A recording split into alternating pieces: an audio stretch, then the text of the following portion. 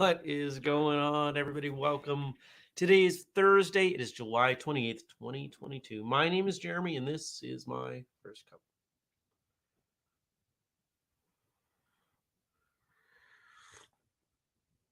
Good morning, Mark. Good morning, Jenny. Good morning, Nathan. And good morning to all the rest of you, whether you're watching live later or listening. Thank you for joining me. How are you? How's your morning? How was your Wednesday? What happened? What'd you do? I had, I think, night three in a row of weird dreams and not waking up feeling rested. I'm not enjoying that. And yeah, so if I'm off, that's why. I'm not tired. I just feel when you're sick and you take certain medicines, like for me it's Dayquil, and you just kind of feel disconnected. It's a bit of that. Not a fan.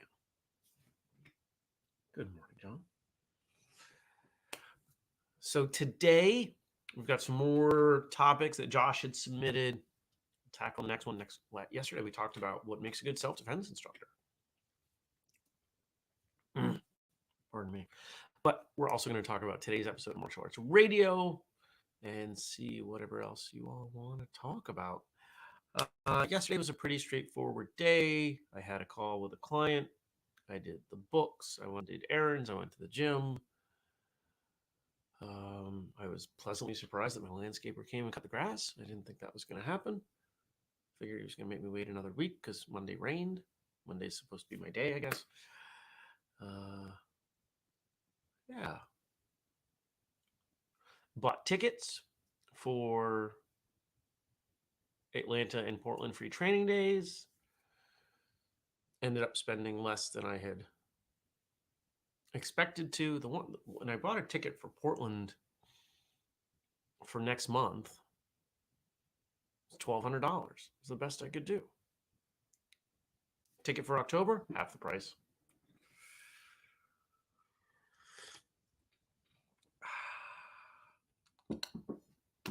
Anything else? I feel like I'm hiding.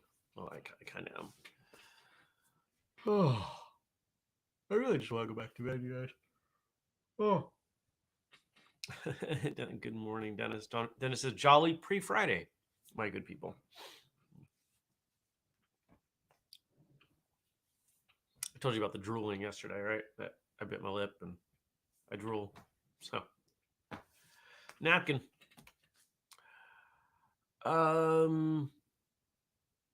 Let's talk about the episode. So today's episode of Martial Arts Radio. I'm trying to think, what is it? Wish I remembered these things. I don't. Once in a while, if I'm really with it, which is very rare before I have a cup of coffee, I will wake up and go, oh, I got to do that. Not sure. Good morning, Brian. All right, so it's not there. Let's see if it's live on you. Oh, you know what?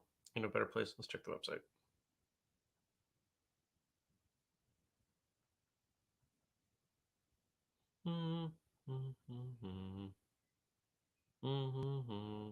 Nope, this page. There we go.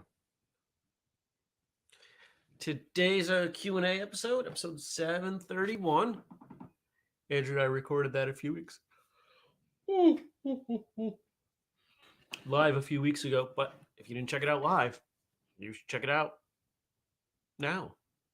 Not right now, like in 20 minutes. We have fun with those. I have a lot of fun with those, and from what I can tell, everybody else does too. I heard that recently. We've been trying to dig into the show and figure out how do we make the show better? How do we take it forward? How do we increase the audience? And so I told you we had a focus group on Tuesday. Yesterday in the Martial Arts Radio Behind the Scenes Facebook group, I posed the question, essentially, how do we get more people to find the show? And some of the comments in there were actually pretty substantial. Some great ideas. So I'm looking forward to the next time Andrew and I talk about the show, because I think there are far more ideas than we'll be able to implement, at least right away.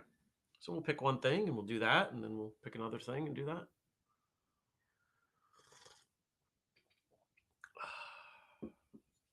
Coffee is good. looking at piles of tax paperwork. Here's a hint. Starting the beginning of the year, have a manila envelope for your tax information. All the stuff you're going to need for taxes. If it's something that you want to file elsewhere, make a copy and put it in there. If you don't have a way to make a copy, get yourself a cheap scanner, scan it, and then print it and put the copy in there. If you're a tax preparation person, assuming it's not you, works with online stuff, scan it. Have a folder on your computer.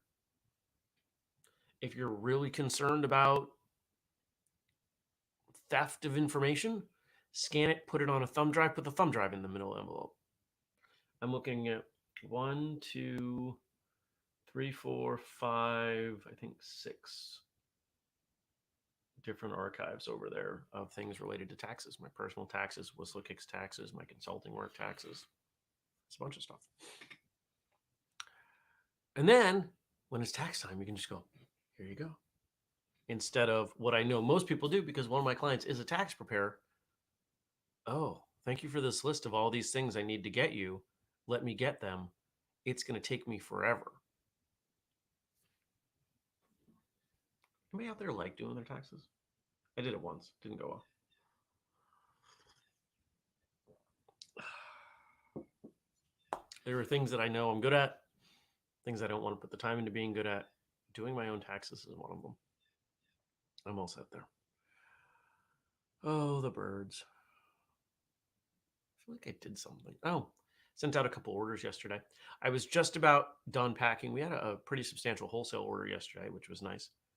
And I managed to get it all into one box. It's kind of pushing at the seams. But it was the biggest box I had that wasn't going to be crazy to ship. And fortunately, our sparring gear is made of foam. So I know how to fit it together. So it's not going to be too bad on the other end. And lots of tape, and shipped it off. And then just as I was about done with that, another order came in. So I packed some boots. Was that gloves? No, those were gloves. I packed some gloves and shipped those off too. Got word from the factory that the foam, which I thought, I may have to talk to them again. But the short of it is the foam comes from China. There's no foam.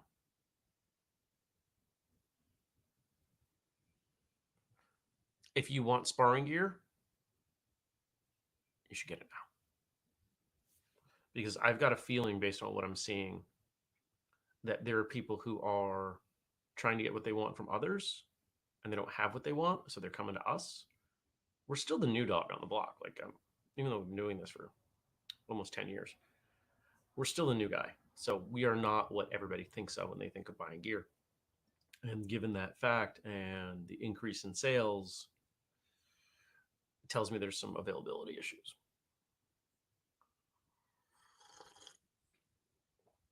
You guys are quiet again.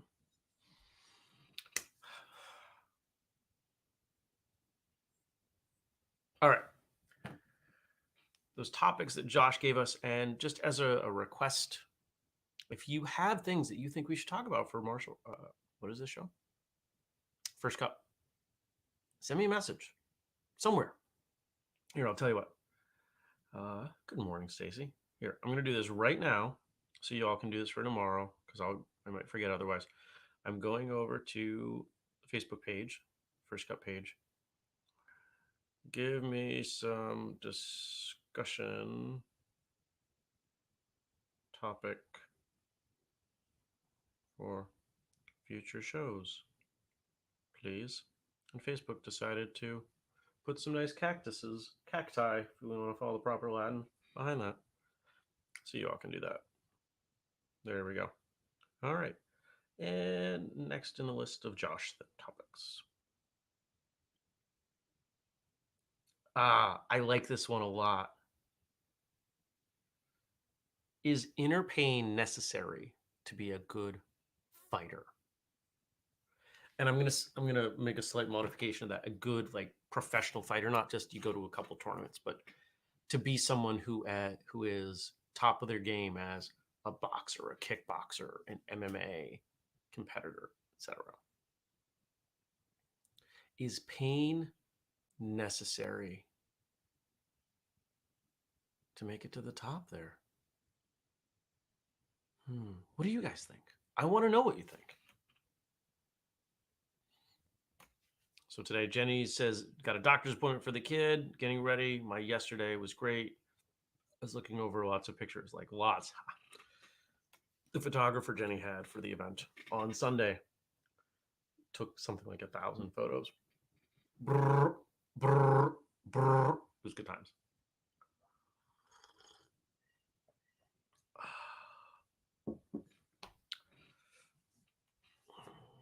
Do you have to have a lot of inner pain? I don't know.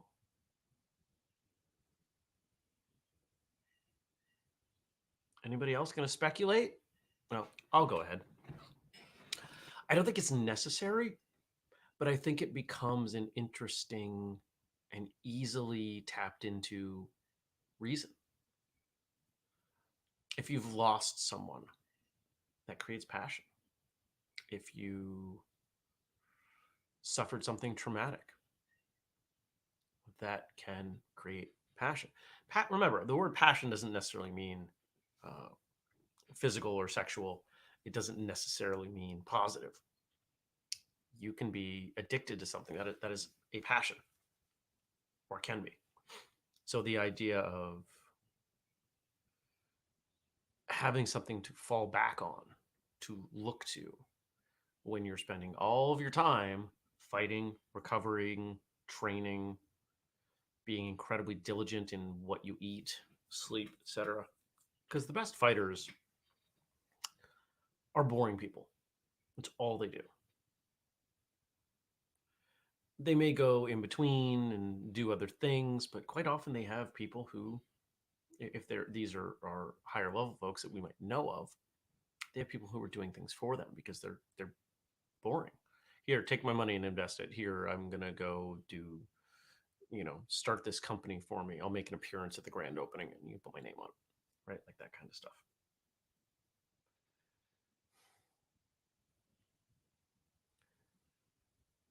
The more I think about it, the more I think you do.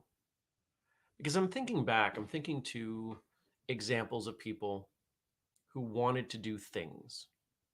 They liked the idea of, let's say, winning a year-long tournament circuit. Now, obviously, martial arts competitions that I'm talking about, the ones that I've attended, I wouldn't call those folks fighters. They might, there's point sparring, and sometimes we refer to point sparrers as point fighters. But when I think about a fighter in the context of this question, I'm thinking about something that's more full contact. And when I think about those people, they didn't last long because they didn't have a really solid why. They weren't willing to make the sacrifices. There wasn't something painful that they were trying to compensate for. There wasn't a promise they made to a dying relative or to themselves. There wasn't a fear of backsliding and resuming an addiction that motivated them. And I think those can be very, very powerful signals.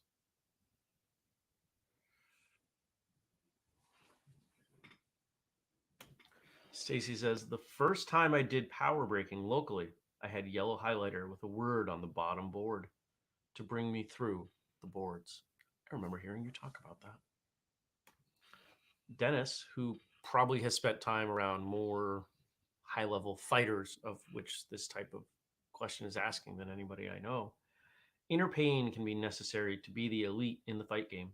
Depriving oneself of time with family and friends to focus on training for an upcoming fight can help one tap into that deep killer instinct needed to excel in the ring. Classic example, though I know it's a movie, was when Rocky left everything behind in Rocky IV to go train in Russia to avenge Apollo. And Stacy adds on, so yes, I think that gives you something to bring up and rise above.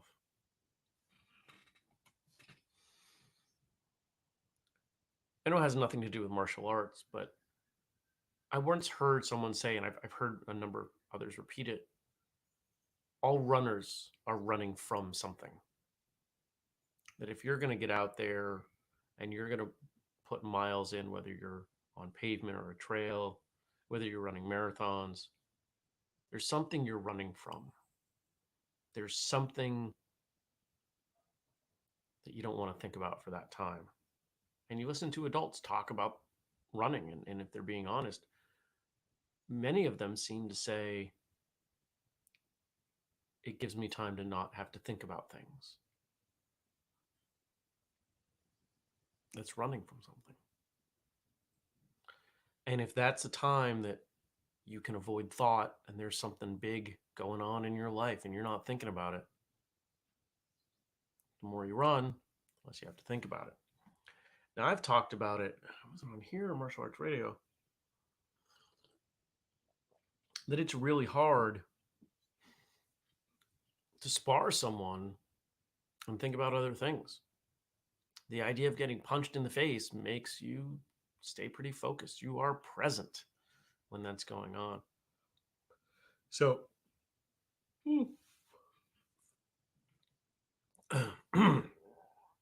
it can almost become another addiction. Addicted to training because it gives you time to not feel that pain. Training one addiction for another. In fact, I'm quite familiar in the CrossFit world. There are a lot of people, especially at the very, very high level, who are former addicts. They're very open about it. Or people who say, I was headed down a bad road and I do this because I was going to be addicted to something and I'd rather be addicted to exercise. What is addiction? It's trying to avoid something by putting something else in that space. Fighting can be that. Jason says, somewhat parallel. My wife was an elite volleyball athlete, and my daughter was becoming an elite gymnast. Both said the same thing, that they, quote, paid for it with their bodies and their minds. If you're going to be great at something, at anything, it requires sacrifice.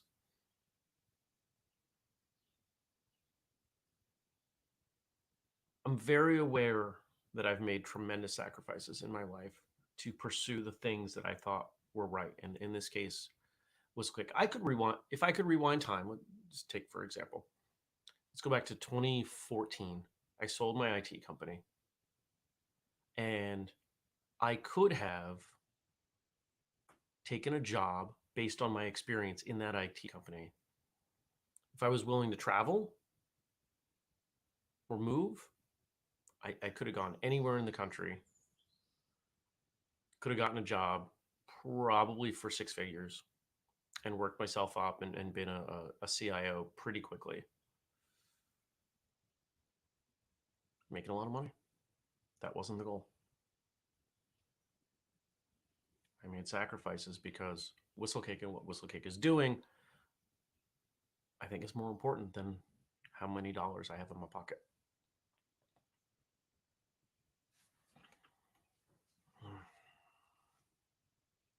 It's a good question, Josh.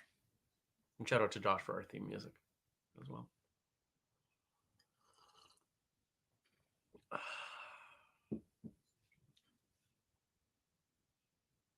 It's got me thinking quite a bit. I'm thinking about specific examples. I'm thinking about the high level fighters that I know about. And there's some very, very clear examples that would support this statement. Mike Tyson being a wonderful example. Mike Tyson grew up with a lot of pain. Arguably the best boxer of all time. Heavyweight, anyway. Some people would argue if I throw heavyweight in there, maybe it comes down to him and Ali.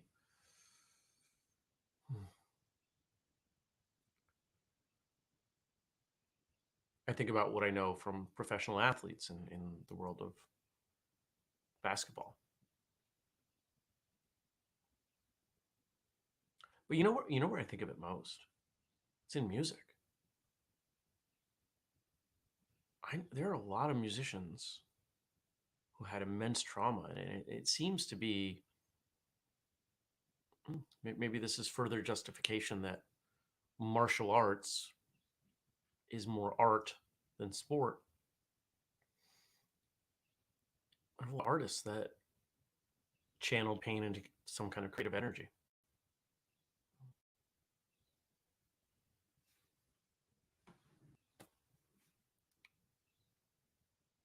Something to think about. And I think the reason that this question is important is we all have pain. Maybe we don't have significant childhood trauma. Maybe we don't have massive loss to channel into something, but we all have pain. What do we do with that pain? Do we let it consume us? Do we ignore it? Do we find a way to process it? Training can be a way to process it. Think about having a bad day. Tell me that 20 seconds all out on a heavy bag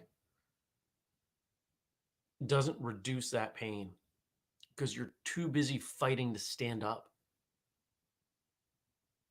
You're too exhausted to be sad or hurt.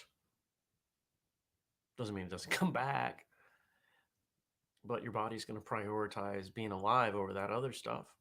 So we can use that if we need to.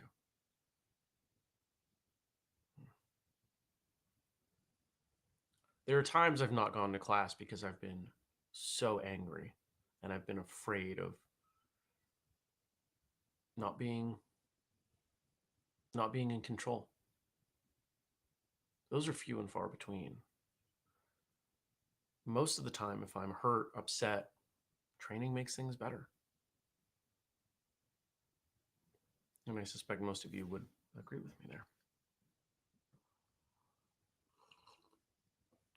So as you go through your day,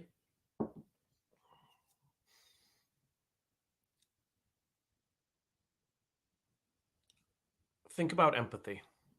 Think about what it's like for the people around you and stories that you don't know, the pain that they carry, and how if you, let me say it a different way.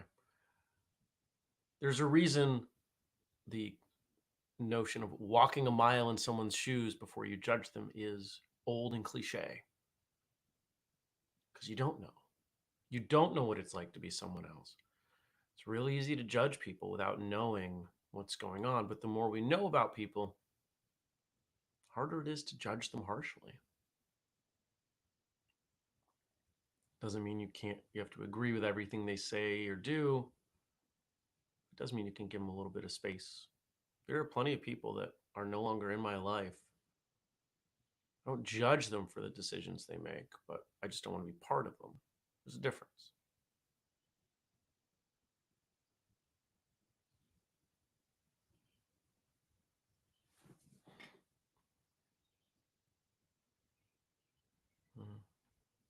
Stacy says, that's my biggest fear in sparring, that once I get going, the gate I've held shut will open and I will absolutely lose control. And that's why you start small. You start slow, you start gentle.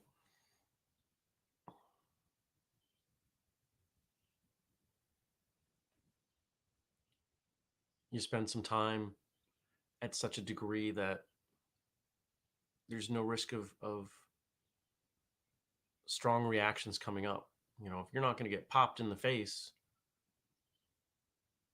and you know you're not going to get popped in the face, it becomes a dance. It's really hard for someone to dance with someone else and get mad about it. Kelly says, the quote, pain I experienced growing up through bullying and low self-esteem is what drives me to teach and try to keep others from the same trauma, or at least let them know they are not alone. And thank you for what you did, Kelly.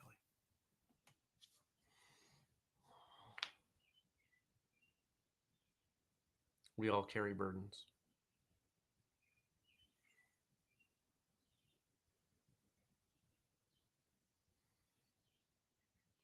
I hope you have a good day. I hope if you haven't, you'll check out that episode of Martial Arts Radio. And remember, if you have questions, things you want to throw in on the Q&A episode, send them to Andrew. Andrew at whistlekickmartialartsradio.com. If you forget his address, you can email me, jeremy@whistlekick.com, and I'll give it to you. Don't send the questions to me because we try to keep them a secret because that's kind of the fun. That's part of the fun of the episode.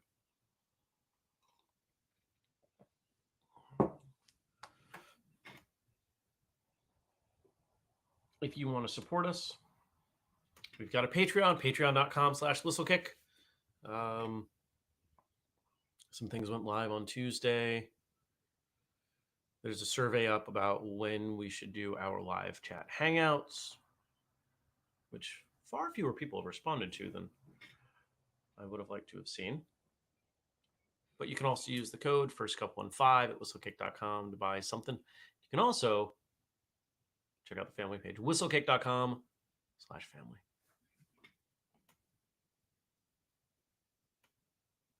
I think we got one more comment here. We'll end with Jenny's comment here. There are several classes where my emotions escape in my techniques. I've had to excuse myself to regain my composure. So yeah, that pain adds to my performance, but I don't know if it is required because I've never tried to do my martial arts this way without that pain. It's always been there for me. I think I understand that. And so there's a bit of something to say there. More generally, one, if you are someone who experiences pain and sometimes surges of pain, because if you've been through trauma, it's not always predictable. You don't always know what's going to set it off, and you don't always know where grief's going to come rolling in. I had somebody meant incredibly well yesterday, sent me a message about something, and it was brutal.